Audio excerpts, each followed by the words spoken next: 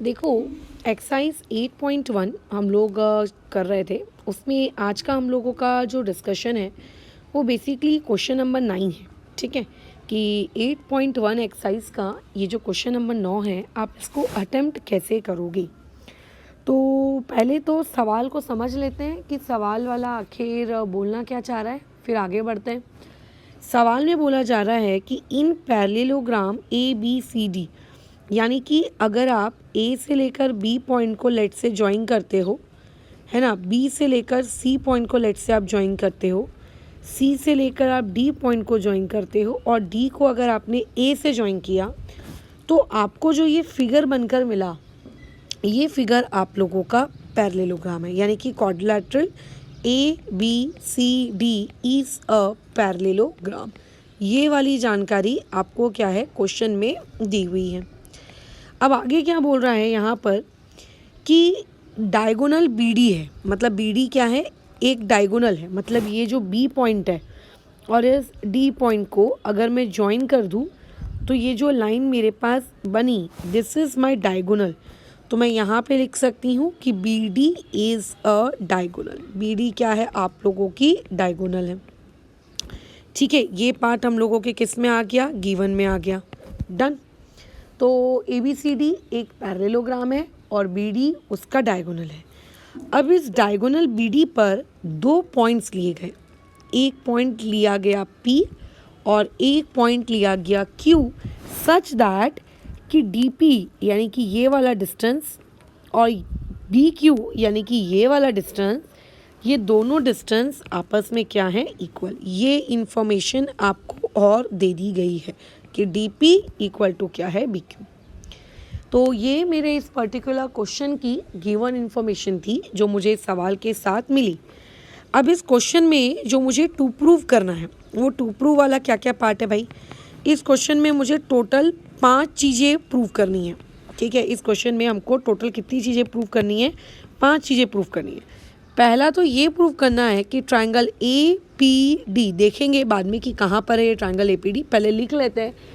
ये कॉन्ग्रुएंट होना चाहिए ट्रायंगल सी क्यू बी के, और ए पी इक्वल टू होना चाहिए सी क्यू के। तीसरा हमको ये लिख प्रूव करना है कि triangle A Q B congruent होना चाहिए ट्रायंगल सी पी डी के। और चौथा मुझको ये प्रूव करना है कि A Q equal to C P होना चाहिए। और पांचवा मुझे ये प्रूव करना है कि ए पी सी क्यू, मतलब A point, P point, C point, Q point, इन सबको अगर आपने ज्वाइन किया तो जो फिगर बना वो बेसिकली आप लोगों का क्या है, एक पैरेललोग्राम है। ये आपको प्रूव करना है। तो ये क्वेश्चन में आपको टोटल कितने पार्ट्स प्रूव करने हैं, 5। ज़रूरी नहीं है कि तुम्हारे स्कूल एग्जाम में टीचर तुमसे पाँचों के पाँचों point in the form of proof पूछे। हो सकता है क्वेश्चन के सिर्फ 2 ही सब पार्ट्स पूछ ले और क्वेश्चन हो सकता है 5 मार्क का ना देते हुए सिर्फ 2 मार्क का दे दे।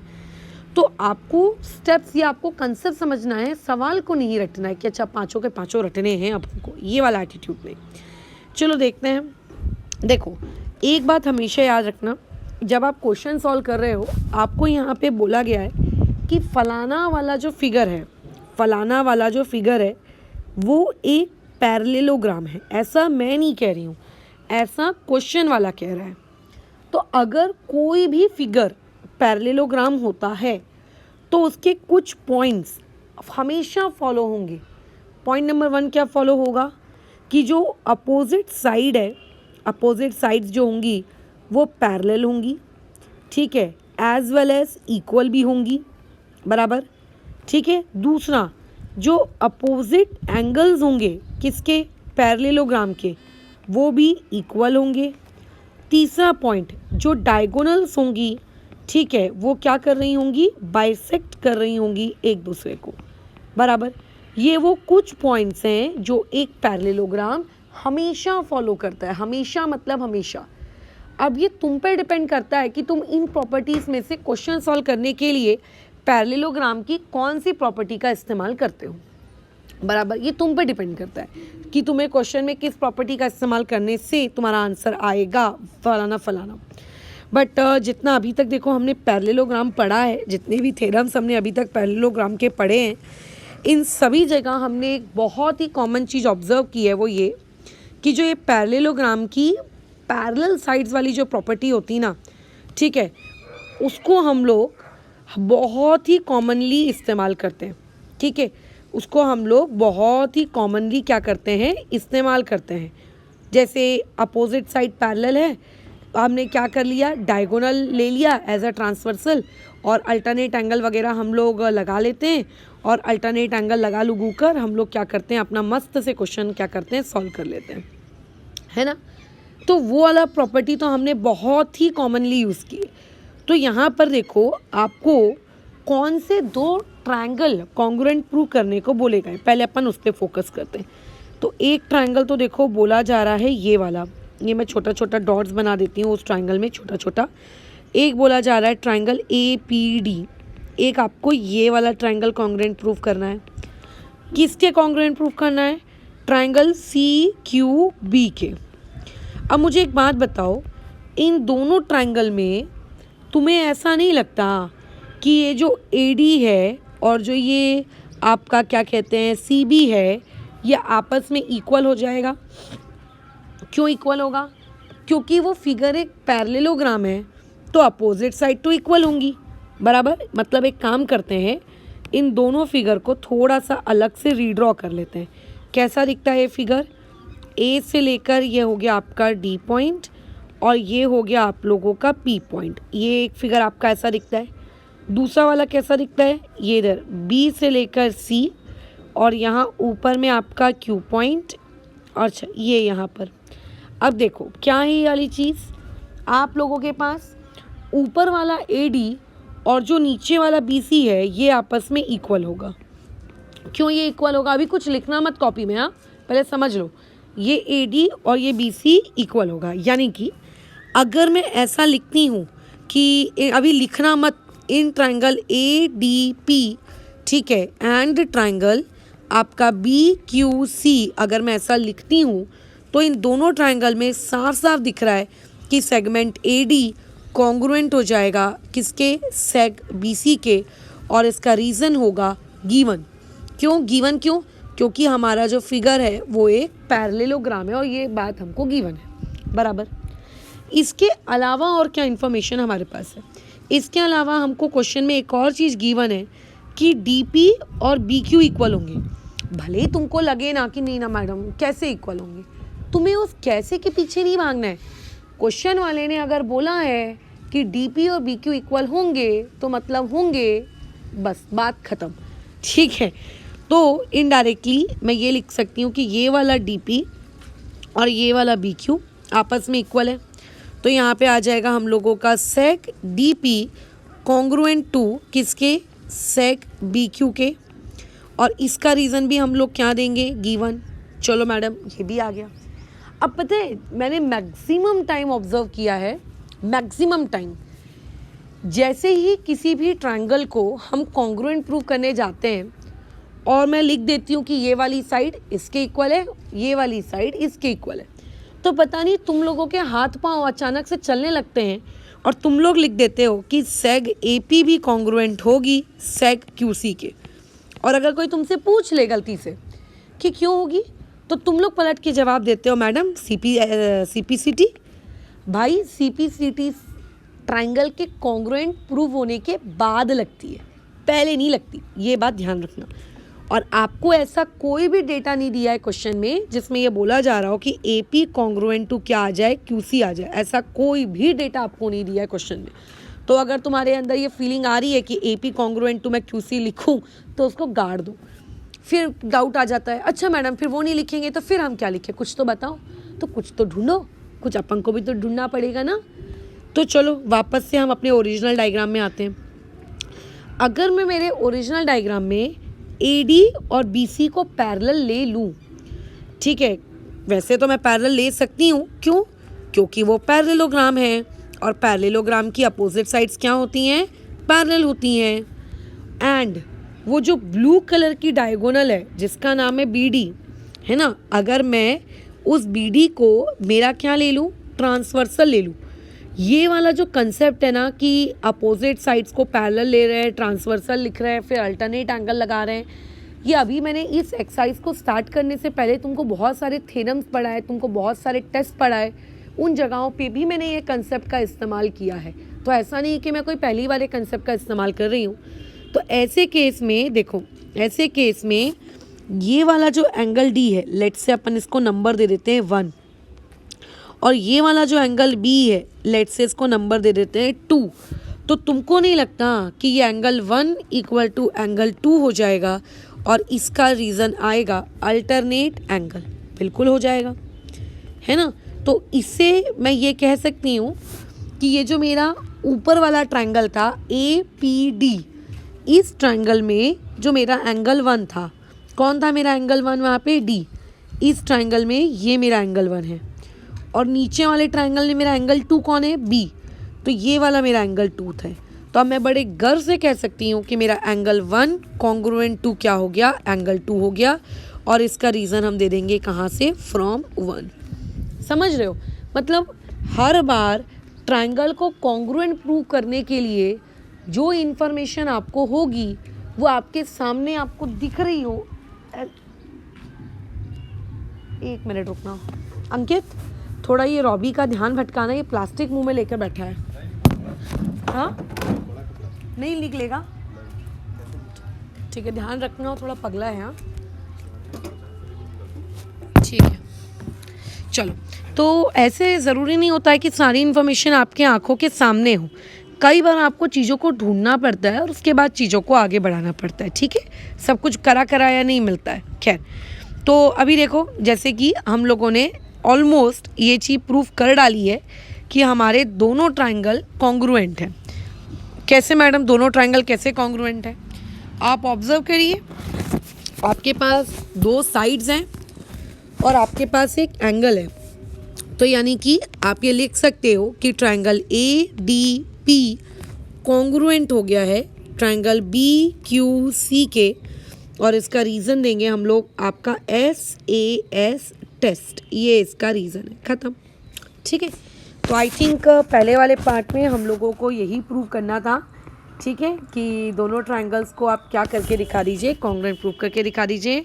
तो ये हम लोगों का पहला पार्ट हो गया डन। इसमें हमने ट्रायंगल्स को क्या कर दिया? कॉन्ग्रुएंट प्रूव करके दे दिया। ठीक है, मैं बता दूं, पैरेललोग्राम के एंटायर चैप्टर में तुम्हें जगह जगह इस कंसेप्ट का इस्तेमाल करना है कि ये फलाना चीज़ पैरेलल है, यहाँ पे अल्टरनेट एंगल का कंसेप्ट लगाओ। ये आपको जगह जगह इसका इस्तेमाल करना है। Done, okay. अब नेक्स्ट पार्ट में आते हैं। नेक्स्ट पार्ट में आपको प्रूव करना है कि AP इक्वल टू CQ। अच्छा, where is AP? Madam this is AP। Where is CQ? Madam this is CQ, right. अच्छा, अब अगर मैं देखूं तो आपने जिस ट्रायंगल को कॉन्ग्रुएंट प्रूव किया है, आपने जिस ट्रायंगल को कॉन्ग्रुएंट प्रूव किया है, वो ट्रायंगल में अब आप बड़े ही शान से CPCT लगा सकते हो। अगर आपने बड़े ही शान से उस पर्टिकुलर ट्रायंगल में CPCT लगाई, बड़े ही शान से उस पर्टिकुलर ट्रायंगल में अगर आपने CPCT लगाई, तो ऐसे में क्या हो जाएगा? आप AP इक्वल टू CQ कह सकते हो। बिल्कुल कह सकते हैं। क्यों?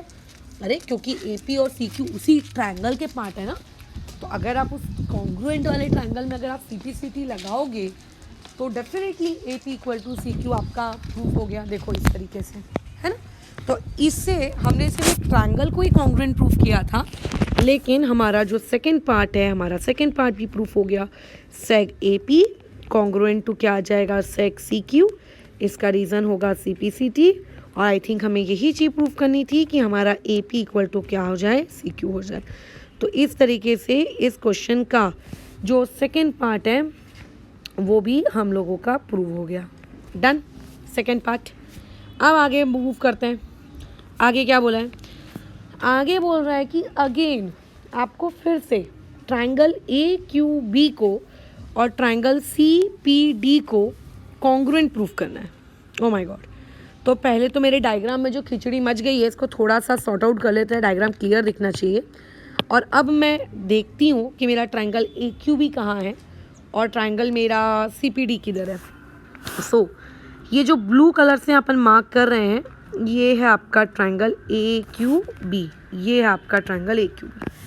और आपका CPD किधर है? ये रहा दूसरा ट्रायंगल CPD।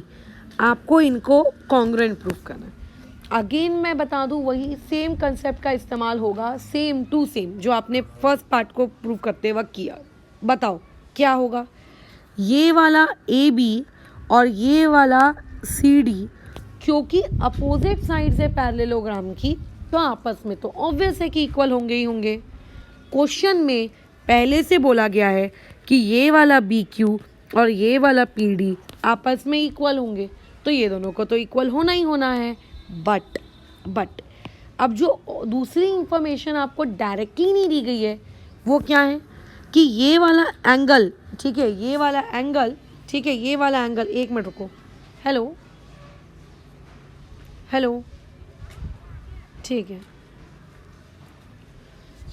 ठीक है, ये वाला एंगल आपका 1 और ये वाला एंगल 2 आपका इक्वल होगा। ये अच्छा, इसको एंगल 1 और एंगल 2 नहीं दे सकते क्योंकि हम ऑलरेडी एंगल 1 और एंगल 2 किसी को दे चुके हैं। तो लेट्स से इसको 3 दे दिया और लेट्स से इसको 4 दे दिया, तो ये एंगल 3 और ये एंगल 4 भी इक्वल होंगे। क्यों इक्वल होंगे? Alternate angle. समझ रहे हो ना क्यों इक्वल होंगे? अल्टरनेट एंगल, जैसा हमने फर्स्ट पार्ट को प्रूव करने के लिए किया था। बट चीज़ों को सिस्टमैटिकली लिखना पड़ेगा। तो पहले हम लोग क्या लिखेंगे कि seg A B and seg A D, ठीक है, ये सेग ए बी एंड आपकी जो सेग सी डी है ये आपस में क्या है? पैरेलल है। एंड इस बार हम ट्रांसवर्सल किसको ले रहे हैं? इस बार हम ट्रांसवर्सल ले रहे हैं बी डी को, and B D is a transversal. ये आपको लिखना ही पड़ेगा। मैंने कहा ना इस चैप्टर में ये कंसेप्ट आपको बार बार इस्तेमाल होगा। सो देयरफॉर आप एंगल 3 को एंगल 4 के इक्वल कह सकते हो, और इसका अगेन आपका रीज़न आ जाएगा, बताओ क्या? Alternate angles. और इसको आप अपनी इक्वेशन नंबर 2 देकर छोड़ सकते हो, क्योंकि जब आपको ट्रायंगल को आगे प्रूव करना है कॉन्ग्रुएंट, तब आप यूज़ करो, बराबर। अच्छा, अब थर्ड पार्ट में आपको 2 ट्रायंगल कॉन्ग्रुएंट प्रूव करने को कहे गए। कौन से 2 ट्रायंगल कॉन्ग्रुएंट प्रूव करने? ट्रायंगल ए क्यू बी और दूसरा आपको ट्रायंगल प्रूव करना है सी पी डी। तो जिन ट्रायंगल को आपको कॉन्ग्रुएंट प्रूव करना है उनको थोड़ा सा रीड्रॉ कर लेते हैं। ये ए पॉइंट से लेकर ये बी पॉइंट से लेकर ये क्यू पॉइंट, और इसको हमने कर दिया ज्वाइन। दूसरा वाला कैसा दिखता है? ये होता है P, ये है D, और नीचे में कहीं पर है पॉइंट C। आप अपनी NCERT से टैली कर सकते हो कि मैडम आप डायग्राम सही बना रहे हो कि नहीं बना रहे हो। अब इन दोनों ट्रायंगल में ये वाला AB और ये वाला CD आपस में इक्वल होगा। तो मैं लिख सकती हूँ कि जो मेरा सेग AB है ये मेरा कॉन्ग्रुएंट है सेग CD के, और इसका रीज़न भी क्या आ जाएगा? गिवन, क्योंकि पैरेललोग्राम के ये अपोजिट साइड्स हैं और पैरेललोग्राम की अपोजिट साइड्स इक्वल होती हैं। एज वेल एज इस क्वेश्चन में जो ये मेरा बी क्यू है और ये जो मेरा पी डी है ये आपस में इक्वल होगा। ये तो भैया क्वेश्चन के गिवन डेटा में ही दिया हुआ था कि ये दोनों आपस में इक्वल होंगे। आपको इस बात पे दिमाग नहीं लगाना है कि ये क्यों इक्वल होंगे, कैसे होंगे। दिया है, आपको यूज़ करना है, आप यूज़ करो। चलो, ये भी हो गया। अब इसके अलावा मैडम क्या लिख सकते हैं? इसके अलावा लिख सकते हैं कि एंगल 3 कॉन्ग्रुएंट टू एंगल 4, और इसका रीज़न दे सकते हैं आप फ्रॉम 2, क्योंकि हमने सेकंड इक्वेशन में इस बात को प्रूव किया है कि ये दोनों के दोनों एंगल्स आपके क्या होंगे? इक्वल होंगे। ठीक है, so therefore triangle A Q B आपका कॉन्ग्रुएंट हो जाएगा ट्रायंगल सी पी डी के, और इसका रीज़न रहेगा अगेन फिर से SAS टेस्ट। और आई थिंक हमको यही सेम चीज़ क्या करनी थी? आपके थर्ड पार्ट में प्रूव करनी थी, और ये कि हमारा थर्ड पार्ट प्रूव हो गया। ये देखो, ठीक है, यही हमको प्रूव करना था, हमारा थर्ड पार्ट प्रूव हो गया। कितना आसान था। अब जैसे हमारा ये थर्ड पार्ट प्रूव हो चुका है, अब हम लोगों को आगे फोर्थ पार्ट में मूव करना है। तो मैं बता दूं, फोर्थ पार्ट बहुत आसान है। तुम्हारा ट्रायंगल कॉन्ग्रुएंट प्रूफ हो गया ना, फिर से CPCT लगा दो, ख़त्म। तो अगर तुम फिर से CPCT लगाओगे तो तुम्हारा सेग AQ कॉन्ग्रुएंट आ जाएगा किसके? सेग आपके CP के। इसका रीज़न देंगे हम लोग CPCT, और आप बड़े गर्व से लिख सकते हो कि AQ इक्वल टू CP। और आई थिंक यही आपका फोर्थ पार्ट था। तो यहाँ से आपका जो फोर्थ पार्ट है ये भी प्रूव हो गया। अब आगे सबसे इम्पॉर्टेंट चीज़, इसका 5th पार्ट। ठीक है, देखो जिस इंसान को फर्स्ट पार्ट आता है, सेकंड पार्ट आता है, थर्ड और fourth part same to same, no change, but the 5th part is very important. हमने क्वाड्रिलैटरल चैप्टर में जो टॉपिक पढ़ा, the first topic that we picked up is parallelogram. हमने पैरेललोग्राम को टच किया। पैरेललोग्राम में हमने बहुत सारे थ्योरम्स पढ़े, राइट, और हमने उन थ्योरम्स के कन्वर्स भी पढ़े, बराबर। हमने दोनों चीज़ें पढ़ी, हमने उनके थ्योरम्स भी पढ़े हैं, हमने उनके कन्वर्स भी पढ़े हैं। कन्वर्स का मतलब और थ्योरम का मतलब, थ्योरम में आपको ये दिया हुआ रहता था कि भैया मैं पैरेललोग्राम हूँ, और कन्वर्स में आपको ये प्रूव करना पड़ता था कि तू पैरेललोग्राम है। This is a difference.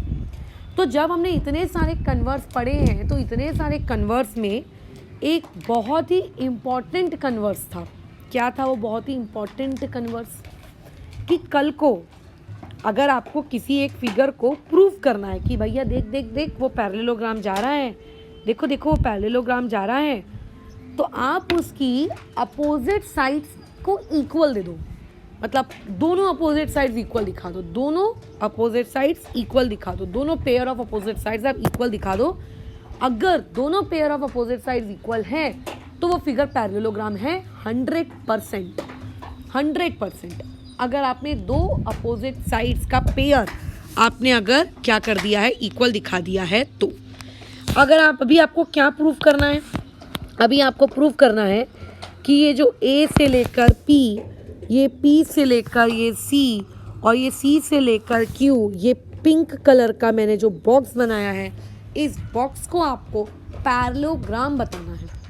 तो अगर आप इसको पैरेललोग्राम बताना चाहते हो तो अलग अलग टेस्ट है, बहुत सारे टेस्ट है कि ऐसे बता सकते हो, वैसे बता सकते हो, बट फिलहाल अभी अगर तुमने इस AP को इस CQ के इक्वल बता दिया, अगर तुमने AQ को CP के इक्वल बता दिया, अपोजिट साइड्स को अगर तुमने इक्वल बता दिया, तो ऑटोमेटिकली तुम्हारा फिगर एक पैरेललोग्राम बन जाएगा। तो क्या ये चीज़ हम बता चुके हैं?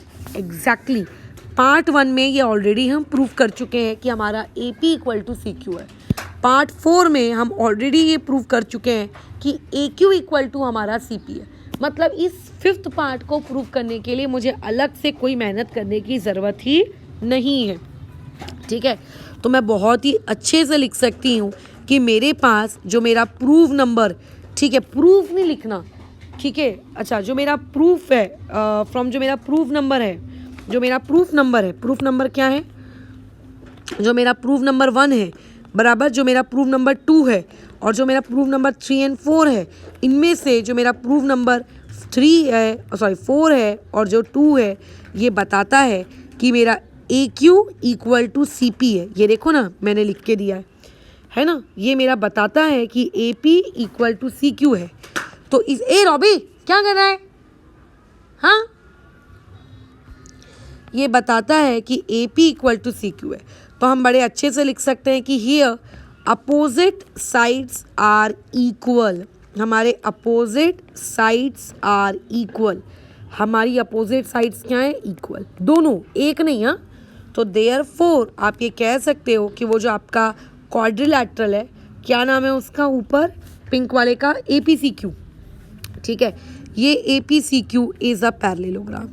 ऐसा नहीं है कि उसको पैरेललोग्राम प्रूव करने का ये सिर्फ इकलौता तरीका था, इसके अलावा भी और भी तरीके हैं। हमने पढ़ा है ना, बहुत सारे टेस्ट पढ़े हमने, बहुत सारे, कि देखो ऐसा अगर हो जाए तो वो एक पैरेललोग्राम, वैसा अगर हो जाए तो वो एक पैरेललोग्राम। बट उतने सारे टेस्ट में से मैंने यही एक टेस्ट चूज़ किया। क्यों? क्योंकि इस टेस्ट से मुझको जब पैरेललोग्राम प्रूव करने की बारी आई तो मुझे अलग से कोई मेहनत करनी नहीं पड़ी। डायरेक्टली जो मैंने ऊपर 2nd और 4th रिजल्ट प्रूव किया हुआ था, वहाँ से मेरा फाइनली मेरा आंसर फटाफट क्या है, आ गया, राइट। सो देयरफॉर यही चीज़ आपको प्रूव करनी थी कि आपका क्वाड्रिलैटरल APCQ एक पैरेललोग्राम है। ऐसा नहीं है कि इसको पैरेललोग्राम प्रूव करने का ये इकलौता एकमात्र तरीका था, बट हमने इस तरीके को इसीलिए यूज़ किया क्योंकि हमारे पास सब कुछ पहले से लिखाया था, किया कराया था, हमको सिर्फ उठा के छापना था। डन। तो थोड़ा सा सवाल बड़ा था, लेकिन ट्रस्ट में बहुत ही इजी सवाल था। इसमें कुछ भी ऐसा खतरनाक कंस्ट्रक्शन, खतरनाक बुद्धि लगाने लायक कुछ भी नहीं था। ठीक है, तो फिलहाल इस डिस्कशन को अभी यहाँ पे रोकते हैं। इसके आगे की जो क्लास है वो हम लोग नेक्स्ट वीडियो में कंटिन्यू